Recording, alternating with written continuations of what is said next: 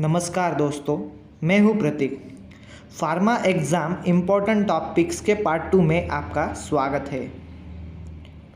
Drug metabolism ये एक process है जिसमें एक्टिव ड्रग का कन्वर्जन होता है इनएक्टिव मेटाबोलाइट में, जिससे कि उसकी फार्माकोलॉजिकल एक्टिविटी रिड्यूस हो जाती है। इसका लोकेशन मेनली लीवर होता है, लेकिन इसके बावजूद किडनी और स्किन में भी ड्रग मेटाबॉलिज्म होता है। साइटोक्रोम P450 ये एक मेजर एंजाइम है। इसका 450 इंडिकेट करता है 450 nm वेवलेंथ को। अब एंजाइम इंड्यूसर्स होते हैं और इनिबिटर्स होते हैं।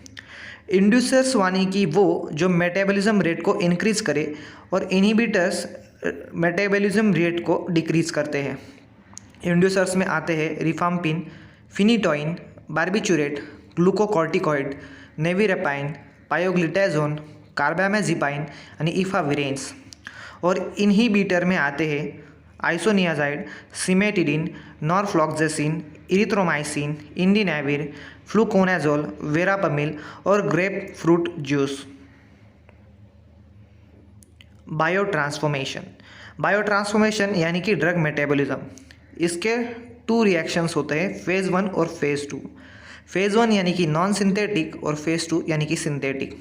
फेज़ 1 में एक्टिवेशन या फिर इनएक्टिवेशन होता है ड्रग का, और फेज़ 2 में सिर्फ इनएक्टिवेशन होता है।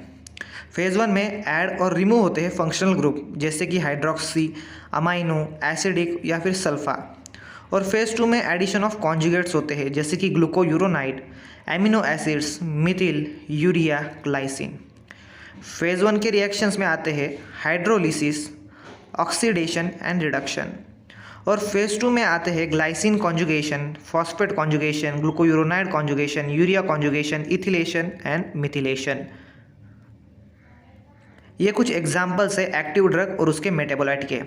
पैरासीटामोल, जिसका मेटाबोलाइट है NABQI यानी कि N acetyl benzoquinone imine. Propranolol का है 4 हाइड्रोक्सी प्रोपेनोलॉल। मॉर्फिन का है मॉर्फिन 3 ग्लूकोयूरोनाइड।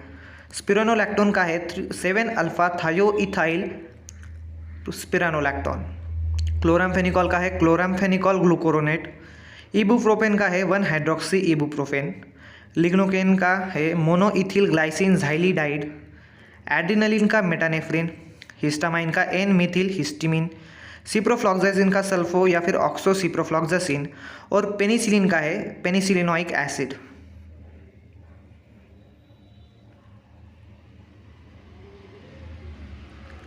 अब ड्रग जो होता है, जब इसका मेटाबॉलिज्म होता है तो ये मेटाबोलाइट में कन्वर्ट हो जाता है, जो कि एलिमिनेट हो जाता है। लेकिन अगर हम इसके बावजूद प्रोडक्ट का यूज़ करें तो प्रोडक्ट जब हमारे बॉडी के अंदर जाएगा तो उसका मेटाबॉलिज्म होके हमें ड्रग मिलेगा, यानी कि एक्टिव मॉलिक्यूल मिलेगा, जिससे ड्रग की फार्माकोलॉजिकल एक्टिविटी और भी बढ़ जाएगी। अब ये कुछ एग्जाम्पल है ड्रग और उसके प्रोडक्ट के। Paracetamol, propacetamol, diazepam, oxazepam. Cortisone, hydrocortisone. Prednisone, prednisolone. Enalapril, enalaprilat. Prontosil, sulfanilamide. Levodopa, dopamine. Cyclophosphamide, phosphoramide mustard. Telampicillin, ampicillin. And levodopa is dopamine.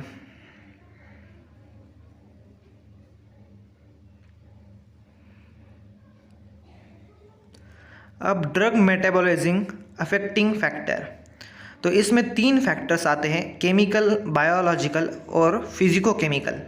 Chemical में है एंजाइम इंडक्शन और एंजाइम इनहिबिशन। बायोलॉजिकल में है age, diet, sex, species, genetic और disease conditions.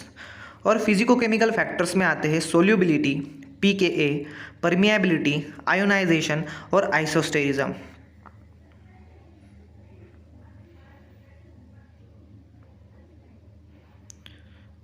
तो धन्यवाद दोस्तों, ऐसे ही मिलेंगे अगले वीडियो में।